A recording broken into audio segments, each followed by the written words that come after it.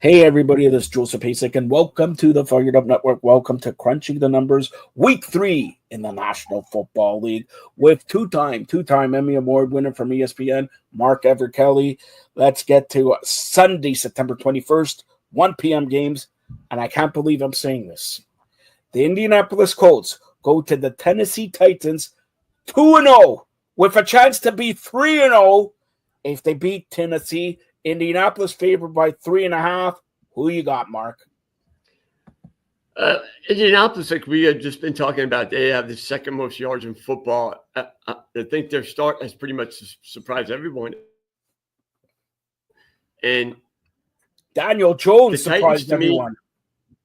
Yeah, well, I think Daniel Jones is a guy that he's kind of like a Fitzpatrick, where Fitzpatrick kind of made his rollout later in his career. Daniel Jones isn't a guy that's going to overwhelm you with numbers or even with his, physique or anything he does. Doesn't have real great arm strength. Doesn't have real great accuracy. Like kind of maybe a Ryan Tannehill too. But the Colts surprise. I think they've been the biggest surprise as far as 2-0 teams this year.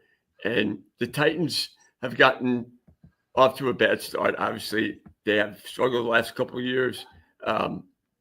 When you look at their offense,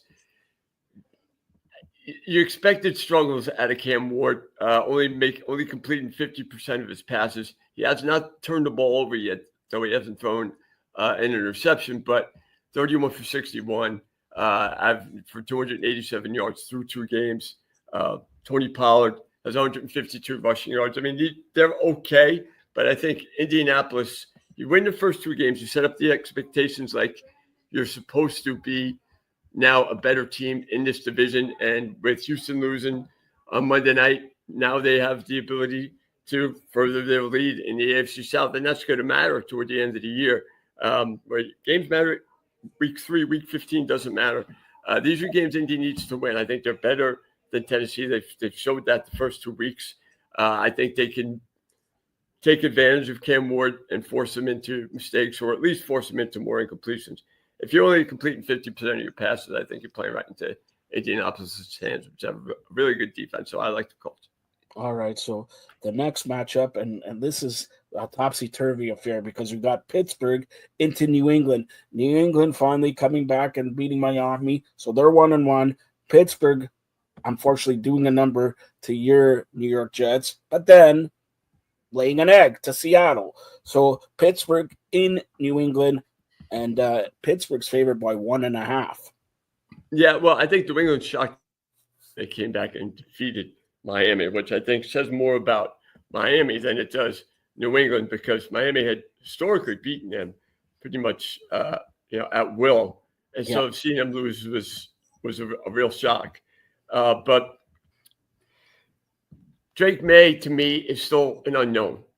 He's played a lot better. He's completing 71% of his passes. So this guy shows that he's heading in the right direction. I mean, that's pretty good so far through 3 games. Through 2 games. And the Steelers, I was talking to a friend of mine yesterday who was a big Steeler fan, and he kind of was like, well, yesterday I knew that was going to happen after the week 1 win. He goes, they'll now win 4 or 5 straight, and then they'll lose to a team they shouldn't at home. She's already designated, when they were going to lose. They're going to start 5-1, and then they'll lose at home. Who they play in week 6? I forget the team, but he was making me laugh yesterday. So I think that New England is a team that they beat, especially coming off a bad loss. And the Patriots aren't good enough yet, even though they have a home game. I think anytime you win a game like they won on Sunday, it's like their fan base and maybe the NFL like, okay, well, this is maybe a good test for them at home, a game that they probably should win if they're going to be a good team. But I don't think they're there yet. And the Steelers, I think, are. They just had a bad performance. They're still kind of finding their way with Aaron Rodgers. So I think they'll beat the Patriots. This game is 13 seconds long. If you go above 13 seconds, I'm going to cut you off. Sorry. New York Jets and Tampa. Tampa. Okay. This game is 3 seconds. Was that good? Yeah. Next game, and Again, we don't know about Daniels here, but it's the Raiders against the Commanders. Yeah, the Raiders. So the Commanders, without Daniels, they're a totally different team. Kind of wait till see what his status is.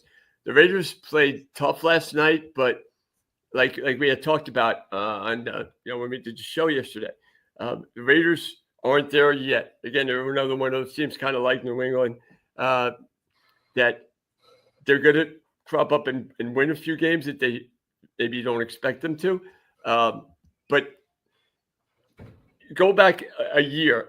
If I'm picking this game a year ago, I would probably think the Raiders had the advantage. But with the way Washington has played so far, they made it to the championship game last year. Now, I know Daniels is an unknown, but I still think they're better than the Raiders, and I think they'll win.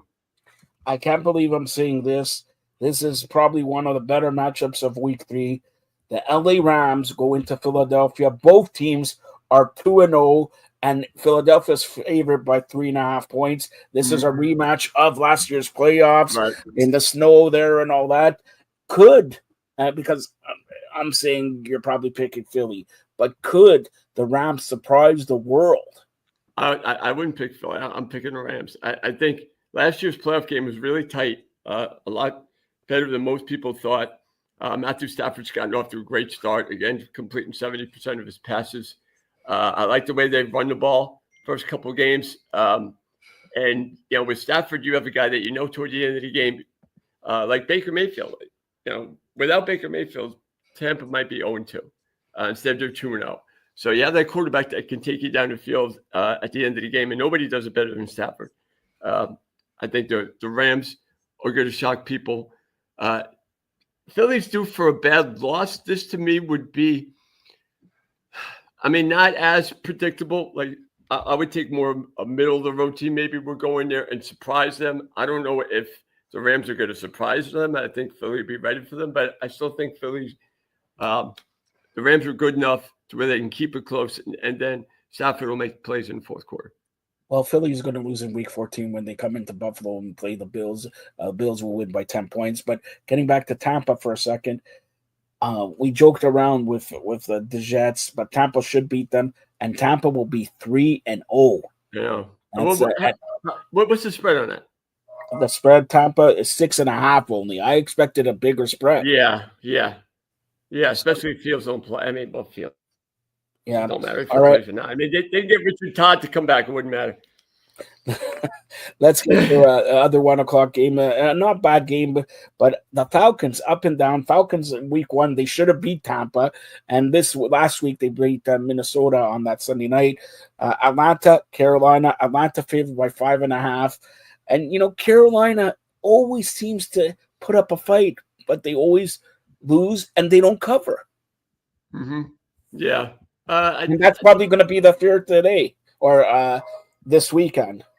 I think Atlanta's good enough to where they'll be one of the better teams in that division. I don't think they're ready to challenge the Buccaneers. Obviously, you saw they played Week 1, but they also had the lead. They scored late. Their quarterback, another young quarterback that is a dual threat player. I think he's improving. The Rams, and we don't know yet how good Carolina's going to be, or if they've learned from last year's mistakes. I think right now in Week 3, Atlanta's better. All right, now this is a game that could be a marquee game if both quarterbacks weren't injured. Cincinnati goes into Minnesota to take on the Vikings. 2.5 point. The Vikings are favorite. Who's the new man on the Minnesota Vikings? Is it Mark Everett Kelly? Never mind. But no, it's not me. I don't know who is it. I didn't even see you looking for that backup is. Yeah, I don't even know who the backup is. So it's again, and with Cincinnati, Jake threw 3 interceptions and they still won. All right, for me as a Buffalo Bill fan, I'm hoping Cincinnati loses all the games. I'm hoping Pittsburgh loses all the games because it's going to come down to Buffalo, and Kansas City already lost 2. It's going to come down to Buffalo and Baltimore, probably. So who do you like in this one? Minnesota and Cincinnati. This is tough because it's only a 2.5 point spread also. Yeah. On such side, I think the Bengals are better. I mean, Minnesota's got good playmakers, but I still don't. I agree with you, but here's the problem: the Bengals without Joe Burrow and Browning won the game, but this is the second straight game that they're playing in Minnesota. Minnesota's got to win. They got to win, even though they're missing McCarthy and all that. And I don't know who the backup quarterback is. Maybe Carson Wentz, I believe, but maybe. Carson Wentz, wow, okay. Yeah, but I think Minnesota has to win just because they're playing at home. They're playing at home. Now, another game here. And this game is, again, another rivalry game. Only 1.5-point favorite. Houston and Jacksonville. Jacksonville 1-1, and arguably they lost the game to Cincinnati. They should be 2-0. Houston has lost both games. This is a must-win for Houston. Houston should win. Maybe not, but what do you say? Well, I mean, Jacksonville, like we talked about, Jacksonville leads the league in rushing. They got 7 more rushing yards than Buffalo does, and it played well both games, especially against Cincinnati. But Houston, look, they've had some tough losses. Last night was a killer loss, the way that they lost that game. So I expect them to bounce back and step up. I think they're going to be one of the teams that's going to determine that division still. Just because they got off to a bad start, 0-2, they can recover from that. It's still early in the season, but they got to win this week. All right, next game deserves 3 seconds again. It's Green Bay into Cleveland, and Green Bay is favored by 7.5 points. I think you're fighting between who's the worst franchise, the Jets or the Browns. Neither seem to never win. I mean, how could you give up on Baker Mayfield too? I don't know. Yeah, and that got Baker Mayfield. Forget about the talent and all that. Look at the heart on this guy. Yeah, right. Killed, sacked, 60, 70 times a year, and still finds a way in the last minute of the game with Houston. In Houston, boom. Yeah. That's, courageous, heart, everything. And there's not too many quarterbacks who have that type of heart. Yeah, I know. And that was a game they easily could have lost. I mean, they were outplayed, I think, all game. And they still come back and won. But I think Houston, they're still good enough to win. I mean, CJ Stroud's still pretty good, and they're going to do some good things this year, and they'll be, I think, a playoff team by the end of the year. I think that them and if the Colts continue to play this way, because the Colts got their defense is a lot better than people think, and they're not going to jump up and surprise people anymore, though. And if Daniel Jones can just keep them competent on offense. Manage the game. That's the big word. Manage the game. Manage the game. If you manage the game, that's all you got to do. All right. So that's the 1:00 games. Now, 4:05. This should be a good game. Denver and the LA Chargers. The Chargers favored by 2.5. Denver leading till the last second against Indianapolis, and then the guy missed the field goal but had to be re-kicked again, and then he won. So again, the Chargers, 2 big-time victories against big-time rivals, Kansas City and the Raiders. They're 2-0, and they could take charge of this division with another win. Yeah, starting 3-0 in a division, that'll be really huge. And if they could, you're circling teams of who's going to challenge the Chiefs. Obviously, now with the Chiefs 0-2, if the Chargers can go 3-0 and have wins against everybody in that division, I think it's going to be a real big step for them. Because again, the Chargers usually would be a team that would get off to a bad start, and then they just go crazy near the end of the year. Philip Rivers would come alive, and they would win like 7 of the last 8, and then disappear in the playoffs. But I think that Herbert is statistically better. I think you can probably put him on par with Philip Rivers, but I think in a clutch he's a little better, which was probably Philip Rivers' biggest problem. And this is what you have to do. Now Denver, they're going to be pretty ticked off at the fact that they didn't put last week away. Bo Nix hasn't played that bad, but he's turned the ball over 3 times with 3 picks, something he didn't really do a lot last year.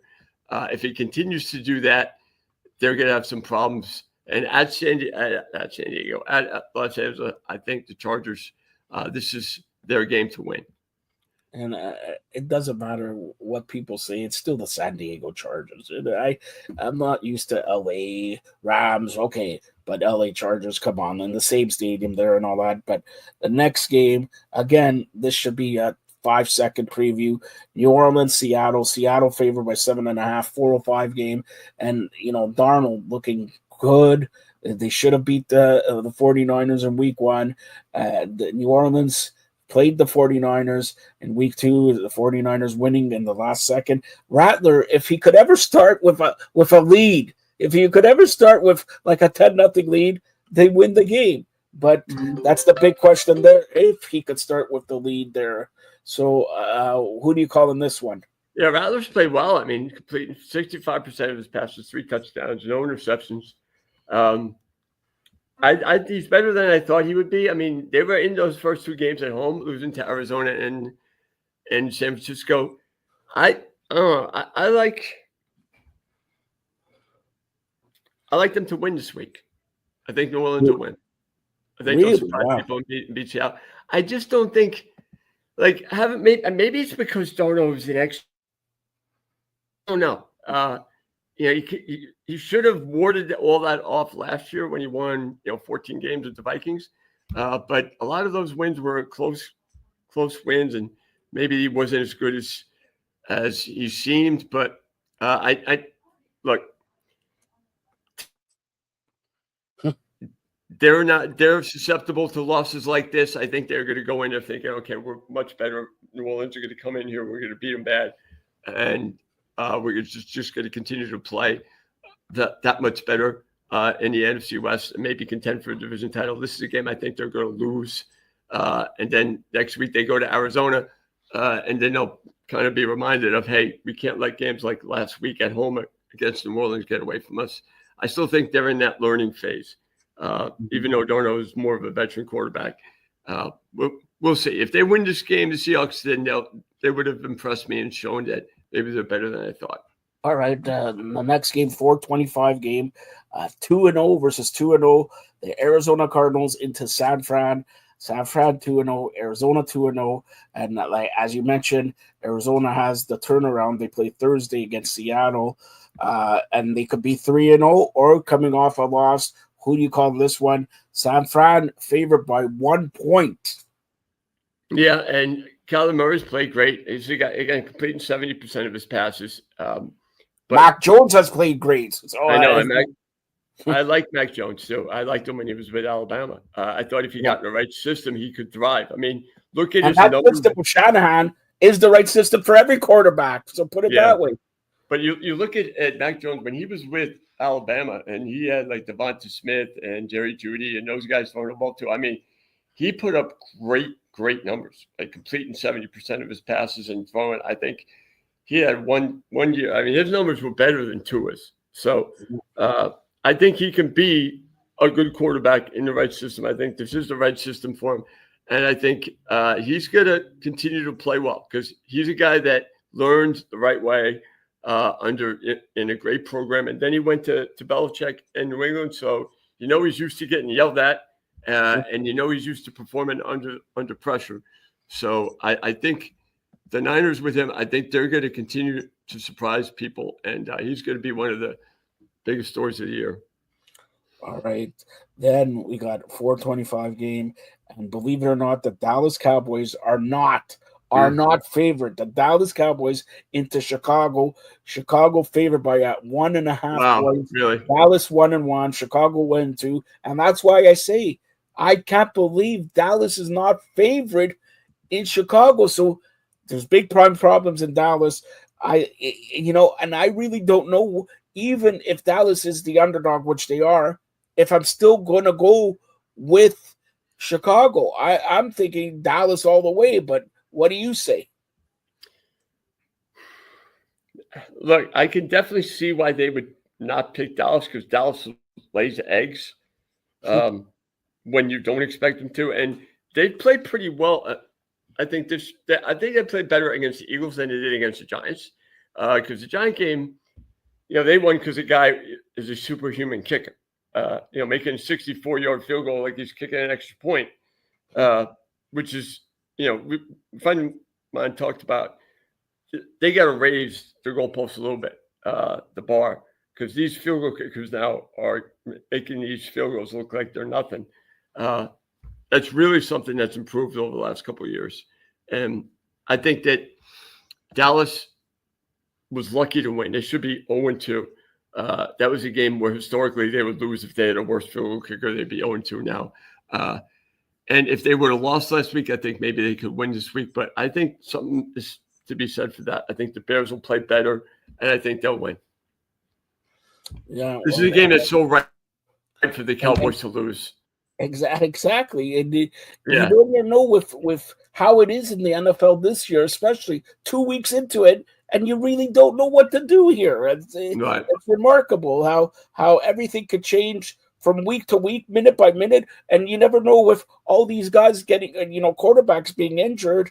You never know. All right, Sunday night, Kansas City Chiefs, 5.5-point favorites. I think they should have been higher, into the Meadowlands to take on the New York Giants. I'm going to say it. You are not going to say this. This is a must win for the New York Giants. Never mind. Must win for the Kansas City Chiefs, or else they go 0-3. And by the way, they go 0-3. And next week, Kansas City is playing at home against Baltimore. So that means they could be 0-4. They're not going to go 0-3. They're not going to lose to Giants. No, they're not going to lose. That would shock me. That would be the shock of shocks. Well, you've been shocked before. And then Kansas City has to go Monday night in Jacksonville. Yeah, well, was that supposed to be hard? Well, they always have problems. And then Sunday night, Detroit at Kansas City, a rematch of Week 1 last year. So it's like these are not easy games for Kansas City, especially if they go 0-3 or whatever. So, but when do you think they're going to start to wake up and realize they're in the regular season? I mean, well, they gotta wake up now. The Giants is a gimme game, but is it? Right. As Dallas, they're lucky to win. So you never know. Yeah, it's like they say, any given Sunday here. All right, Mark will be back for a Monday Night Football preview, a good Monday Night Football preview. But Mark, tell them about your sponsors and everything like that. And I urge everybody to check out Mark's sponsors, and hopefully we'll get a couple of sponsors on for Canadian and American Thanksgiving. It's great to talk to the sponsors and see if they're big NFL fans, see if they're big hamburger fans, steak fans, and by then Mark could have a haircut. Go ahead, Mark. We got the Cattle Stampede over in Fort Payne. Miles Smith's a great restaurant. Does a lot for the community, and it gives great prices and something that I think the community really. It's always, to me, it's always crowded. They got great food. They got a buffet. And I think it's something that Miles loves serving the community. And he's a great guy. And Bobby Ledbetter's Twin City Auto Sales, he's got 2 offices, one that's in Gadsden and one here in Fort Payne. And like I said, Bobby's a great salesman with a heart. Bobby listens to you. He doesn't just sell you anything. He cares what you need. And he'll give you a great deal on a car. And then, he's a guy, like, once you go buy a car from him, once you buy it forever. And he keeps customers. Guy like that, to me, I'm very lucky to have these 2 guys. Without these 2 guys, I wouldn't be here. So thank you. I can't thank them enough just for their belief in me. When nobody else did, they took a shot. And we're still hoping for other people to see the talent. I don't know if it's showing yet, but those guys, I'm very grateful for, and they're true community guys, and they're true men. And they're men of God, I know, and they really love what they do. They're great at what they do, and they serve the community so well. And it's an honor for me to be working with them. And there's no taking a chance. You're a 2-time Emmy Award winner. Yeah. We're great to have you here on Fired Up. Norm said a couple great things about you too that I'll tell you off there and all that. But where do you find a two-time Emmy Award winner? We go back for a long way, and I'll show them people. Not only NFL. You can do Major League Baseball's coming, the playoffs are coming, NHL's coming, NBA's coming, curling's coming, NASCAR's coming. Can't wait for curling. You're going to throw it all in the pot, and you're going to find out why this year the Super Bowl is going to go through Buffalo. Mm-hmm. The Stanley Cup, for the first time in 60 years, is going to go through Toronto. The NBA, well, who cares? I won 2019. Do I want to win every year? The NBA doesn't care. But honestly, you don't find, and I'm going to say this, and you haven't given me $5 for saying this, but you don't find a knowledgeable person like you are, but a quality individual who cares more about the kids. About this guy was in New York. He moved to Alabama. Who goes from New York to Alabama for a career, for helping out kids? Like I said, reporting on sports, but now he's doing something. And look at. I'm going to try to get him smiling. Look at he's actually getting smiled. He's smiling and all that, and that's not because of the New York Jets. Put it that way, all right. So we're honored.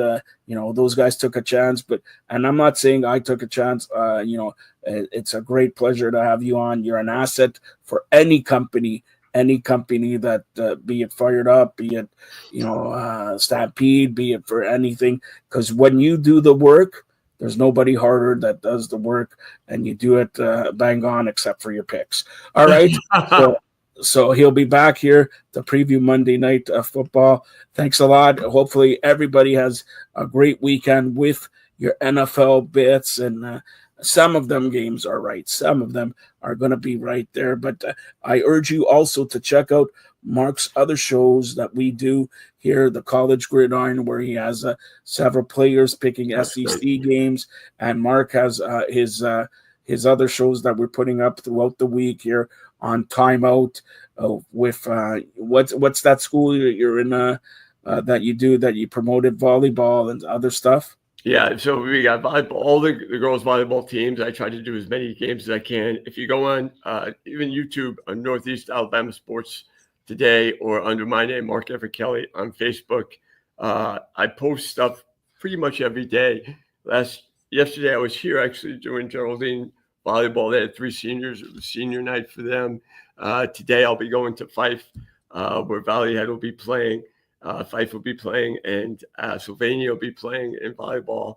And then I still don't know where I'm going to be this Friday for football. Last Friday I was at Fort Payne. And Saturday I was at Fort Payne for volleyball. I got a really good segment coming up on one of the pioneers around here.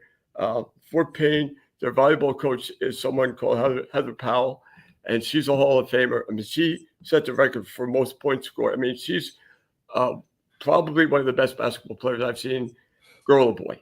And I mean, she's just a flat-out scorer. She coaches volleyball now. Her dad and her coach together at Plainview. And I get to sit down and interview with her dad this weekend. It's going to be a great interview. I'm going to post it in a day or so. Just a real man's man, Tommy Mays. Something I'm excited to do. And I hope I can get into more families, more history around here, because there are a lot of people who have built the programs that are here.